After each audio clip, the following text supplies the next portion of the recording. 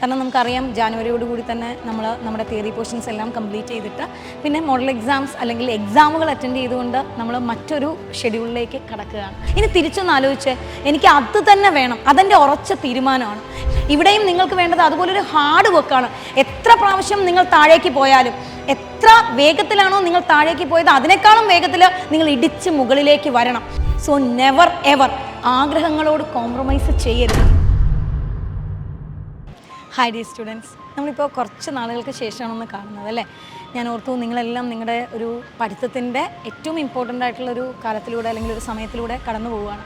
കാരണം നമുക്കറിയാം ജാനുവരിയോടുകൂടി തന്നെ നമ്മുടെ തിയറി പോർഷൻസ് എല്ലാം കംപ്ലീറ്റ് ചെയ്തിട്ട് പിന്നെ മോഡൽ എക്സാംസ് അല്ലെങ്കിൽ എക്സാമുകൾ അറ്റൻഡ് ചെയ്തുകൊണ്ട് നമ്മൾ മറ്റൊരു ഷെഡ്യൂളിലേക്ക് കടക്കുകയാണ്. അപ്പോൾ പഠനത്തിൻ്റെ ഏറ്റവും പീക്കിൽ നിൽക്കുന്ന ഒരു സമയമാണ് ഇപ്പോൾ. ഈ സമയത്തും പല കുട്ടികളും ഫേസ് ചെയ്യുന്ന ഒരു പ്രോബ്ലം ഫ്ലക്ച്വേഷനാണ്. മാർക്കുകൾ വരുന്ന ഫ്ലക്ച്വേഷൻ. ഒരു മോഡൽ എക്സാം കഴിഞ്ഞിട്ട് അടുത്ത എക്സാമിലേക്ക് വരുമ്പോഴുള്ള മാർക്കിൻ്റെ ഏറ്റക്കുറച്ചിലുകൾ എന്ന് പറയുമ്പോൾ പല കുട്ടികളും പറയുന്നു 600 നിൽക്കുന്ന ഞാൻ 400ലേക്കാണ് വരുന്നത്.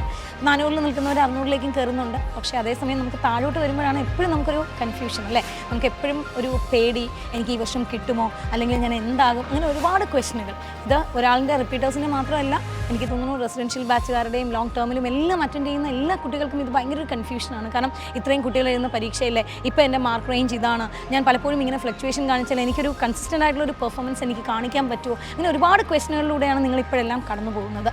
അപ്പോൾ എനിക്ക് തോന്നിയ ഒരു കാര്യം എന്ന് പറഞ്ഞാൽ, നമ്മളെപ്പോഴും പരീക്ഷയ്ക്ക് പഠിക്കുന്നു അല്ലെങ്കിൽ എനിക്കൊരു ആഗ്രഹമുണ്ടെന്ന് പറയുമ്പോൾ ശരിക്കും നിങ്ങളുടെ ആ ഒരു വിഷ് അത് തന്നെയാണ് ഏറ്റവും ഇമ്പോർട്ടൻ്റ് ആയിട്ടുള്ള കാര്യം. ഞാനൊരു കാര്യം പറയട്ടെ, എനിക്കൊരു ആഗ്രഹമുണ്ട്. ഞാനൊരു വലിയ മാവിൻ്റെ മുകളിൽ ഞാനൊരു വലിയ മാങ്ങ കണ്ടു, നല്ല പഴുത്ത, നല്ല ഭംഗിയുണ്ട്, നല്ല രസമുണ്ട് കാണാൻ. അതെനിക്ക് വേണമെന്ന് എനിക്കൊരു ചെറിയ ആഗ്രഹം വന്നു. നോക്കൂ, ആ ആഗ്രഹം അതൊരു സാധാരണ ആഗ്രഹമാണെങ്കിൽ നമ്മൾ ജസ്റ്റ് ഒന്ന് ശ്രമിച്ചു, ഒന്ന് ചാടി നോക്കി, അല്ലെങ്കിൽ ഒരു പ്രാവശ്യം ആ മരത്തിലേക്കൊന്ന് കയറാൻ നോക്കി. നമുക്ക് ദേഹമൊക്കെ മുറിയുന്നു, അല്ലെങ്കിൽ കൈയും കാലും വേദന എടുക്കുന്നു, അല്ലെങ്കിൽ ഉറുമ്പ് കടിച്ചു, നമ്മൾ പതുക്കെ ആഗ്രഹം വേണ്ടാന്ന് വെക്കും. എന്തുകൊണ്ടാണ് അത് വേണ്ടാന്ന് വെച്ചത്? നമുക്ക് ആ ആഗ്രഹം അത്ര തീവ്രമല്ല. നമുക്ക് ഓക്കെയാണ്, എനിക്കത് വേണമെന്ന് ആഗ്രഹിച്ചു, പക്ഷേ ആ ആഗ്രഹത്തിനപ്പുറം എനിക്ക് അത് തന്നെ വേണം, അല്ലെങ്കിൽ അത് കിട്ടിയാലേ എനിക്ക് പറ്റൂ, അതാണ് എൻ്റെ ഡിസയർ, അതാണ് എൻ്റെ വിഷമൊന്നും ഇല്ലായിരുന്നു. നമ്മൾ ജസ്റ്റ് ഒന്ന് ആഗ്രഹിച്ചു, അതിൽ ഏറ്റവും സിമ്പിളായിട്ട് അത് കിട്ടുമായിരുന്നെങ്കിൽ ഡെഫിനറ്റ്ലി നമ്മളത് എടുക്കുമായിരുന്നു, ഒരു സംശയമില്ല. പക്ഷേ അത് സിമ്പിളല്ല. ആ മാവിൽ വലിഞ്ഞു കയറുകയും നമുക്ക് ഉറുമ്പുകടിയൊക്കെ കൊണ്ട് ദേഹമൊക്കെ മുറിഞ്ഞപ്പോൾ തന്നെ നമുക്കത് എത്രത്തോളം ഡിഫിക്കൽറ്റി ഉള്ളൊരു ടാസ്ക്കാണ്. എനിക്കത് വേണ്ട എന്ന് വെക്കാൻ പറ്റിയത് ആഗ്രഹം അത്രത്തോളം തീവ്രമല്ലാത്തത് കൊണ്ടാണ്. ഇനി തിരിച്ചൊന്ന് ആലോചിച്ച്, എനിക്ക് അത് തന്നെ വേണം, അതെൻ്റെ ഉറച്ച തീരുമാനമാണ്. എനിക്ക് ഒരു കോംപ്രമൈസും ഇല്ല അതിനകത്ത്. എനിക്ക് ആ മാങ്ങ തന്നെ വേണം. ഞാൻ ഒന്ന് ചാടി, കിട്ടിയില്ല. രണ്ടാമത്തെ പ്രാവശ്യം ഒന്നുകൂടെ ചാടി, കിട്ടിയില്ല. വീണ്ടും ഞാൻ ചാടുമ്പോൾ ദേഹമൊക്കെ ഒന്ന് മുറിഞ്ഞു പോകുന്നു, നന്നായിട്ട് രക്തമൊക്കെ വരുന്നു, കൈയും കാലും ഒക്കെ നന്നായിട്ട് വേദനിക്കുന്നുണ്ട്, ഇടയ്ക്കൂടെ ഉറുമ്പ് കടിക്കുന്നു. എത്രയോ പ്രാവശ്യം ചാടി. പക്ഷേ ഓരോ പ്രാവശ്യം ചാടുമ്പോഴും നമ്മൾ അവിടെ പരാജയപ്പെട്ട് എനിക്കിത് വേണ്ട എന്ന് നിങ്ങൾ കോംപ്രമൈസ് ചെയ്യുകയാണെങ്കിൽ ആ മാങ്ങ വേണം എന്ന നിങ്ങളുടെ ആഗ്രഹം തീവ്രമല്ല. ഇതുപോലെയാണ് പരീക്ഷയും. നമ്മൾ പരീക്ഷയ്ക്ക് പഠിക്കുമ്പോൾ നമുക്ക് ഡോക്ടറാണ്, ഓക്കെ, എല്ലാവരും പറയുന്നു, അല്ലെങ്കിൽ എവിടെന്നെങ്കിലും നമുക്കൊരു ഇൻപുട്ട് കിട്ടി, അതനുസരിച്ച് നമ്മൾ ഡോക്ടറാകണം എന്ന് ആഗ്രഹിച്ചു. പക്ഷേ ആ ഡോക്ടർ ആകണം എന്നുള്ള ആഗ്രഹം അത്രയും തീവ്രമല്ല. അതുകൊണ്ടാണ് 2-3 പ്രാവശ്യം ചാടിക്കഴിഞ്ഞപ്പോൾ, അല്ലെങ്കിൽ ഉറക്കം നഷ്ടപ്പെട്ടപ്പോൾ, നമ്മൾ ഡിസ്റ്റർബ്ഡ് ആയപ്പോൾ, നമ്മൾ കുറച്ച് താഴെ പോയപ്പോൾ കുഴപ്പമില്ല, ഞാൻ അഡ്ജസ്റ്റ് ചെയ്യാം, എന്തെങ്കിലും ആയാൽ മതി എന്നൊരവസ്ഥയിലേക്ക് നിങ്ങൾ വരുന്നത്. നേരെ മറിച്ച് നിങ്ങളുടെ ആഗ്രഹം അത്രയും തീവ്രമാണെങ്കിൽ ഒരിക്കലും നമ്മൾ കോംപ്രമൈസ് ചെയ്യില്ല. കോംപ്രമൈസ് ചെയ്യാതിരുന്ന എന്ത് പറ്റും? മാങ്ങയുടെ കാര്യം തന്നെ. എനിക്ക് ആ മാങ്ങ തന്നെ വേണം എന്നുണ്ടെങ്കിൽ എത്ര ഹാർഡ് വർക്ക് ചെയ്യാനും ഞാൻ തയ്യാറായിരിക്കും. എന്നെ എത്ര ഉറുമ്പ് കടിച്ചാലും, എത്ര പ്രാവശ്യം ഞാൻ തറയിൽ വീണാലും, കൈയും കാലും ഒടിഞ്ഞാലും ഞാൻ വീണ്ടും അതിനുവേണ്ടി ശ്രമിക്കുക തന്നെ ചെയ്യും. ഇവിടെയും നിങ്ങൾക്ക് വേണ്ടത് അതുപോലൊരു ഹാർഡ് വർക്കാണ്.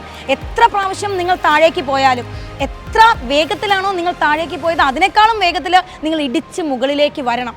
അപ്പം നമ്മുടെ ആഗ്രഹം തീവ്രമാകുന്നതിനനുസരിച്ച് കോംപ്രമൈസ് ചെയ്യാതിരിക്കാനുള്ള ഒരു ടെൻഡൻസി കൂടും. നിങ്ങൾ എത്രത്തോളം കോംപ്രമൈസിങ്ങിൻ്റെ ടെൻഡൻസി കുറയ്ക്കുന്നോ അത്രത്തോളം നിങ്ങൾ ഹാർഡ് വർക്ക് ചെയ്യും. വേറെയും ഒരു കാര്യം, ഈ ഹാർഡ് വർക്ക് കൺസിസ്റ്റൻ്റ് ആയിട്ട് തന്നെ നിങ്ങൾ ചെയ്തുകൊണ്ടിരിക്കും. 2 പ്രാവശ്യം വീണ് കഴിഞ്ഞാൽ 3ാമത്തെ പ്രാവശ്യം ഞാൻ വീഴുമോ എന്ന് പേടിച്ച് നിൽക്കില്ല, നമ്മൾ ഒന്നുകൂടെ ചാടും അല്ലേ. അതാണ് ഇവിടെയും വേണ്ടത്. സോ എനിക്ക് ഡോക്ടർ ആകണം, അല്ലെങ്കിൽ ഇന്ന മെഡിക്കൽ കോളേജിൽ എനിക്ക് പഠിക്കണം എന്നുള്ള ആഗ്രഹം അത് തീവ്രമായിട്ട് മനസ്സിലുണ്ടാക്കുക എന്നുള്ളതാണ് ഏറ്റവും ഇമ്പോർട്ടൻറ്റ്. ഇനിയും സമയമുണ്ട്, നമുക്ക് ധാരാളം സമയമുണ്ട്. ഈ ആഗ്രഹത്തിൻ്റെ തീവ്രതയിൽ ഒരിക്കൽ പോലും നിങ്ങൾ കോംപ്രമൈസ് ചെയ്യരുത്. കോംപ്രമൈസ് ചെയ്യാതിരുന്നാൽ ഡെഫിനറ്റായിട്ടും നിങ്ങൾക്ക് കണ്ടിന്യൂസ് ആയിട്ട് ഒരു എഫേർട്ട് ഇടാൻ പറ്റും. നിങ്ങൾ എത്രത്തോളം കണ്ടിന്യൂസ് ആയിട്ട് എഫേർട്ട് ഇടുന്നു, അതായത് അവിടെ എല്ലാം നിങ്ങളുടെ ഹാർഡ് വർക്കിംഗ്, നിങ്ങൾ എത്രത്തോളം വർക്ക് ചെയ്യാനുള്ള ടെൻഡൻസി കൂടും. ചിലപ്പോൾ ആ ഒരു ഹാർഡ് വർക്കിംഗ് കൂടുമ്പോൾ അല്ലെങ്കിൽ എഫേർട്ട് കൂടുതലിടുമ്പോൾ നിങ്ങൾ ഫിസിക്കലി വീക്ക് ആവാം, ചില സമയത്തൊക്കെ മെൻ്റലി ഡെസ്പ് ആകാം. എന്തൊക്കെ പ്രോബ്ലം വന്നാലും എഗെയിൻ ആൻഡ് എഗെയിൻ നിങ്ങൾ അതിനുവേണ്ടി ശ്രമിച്ചുകൊണ്ടേയിരിക്കും. അങ്ങനെ കണ്ടിന്യൂസ് ഹാർഡ് വർക്കിംഗ് അല്ലെങ്കിൽ കണ്ടിന്യൂസ് എഫേർട്ട് ഇടുമ്പോൾ ഡെഫിനറ്റായിട്ടും നിങ്ങൾക്കത് കിട്ടും. സോ നെവർ എവർ ആഗ്രഹങ്ങളോട് കോംപ്രമൈസ് ചെയ്യരുത്.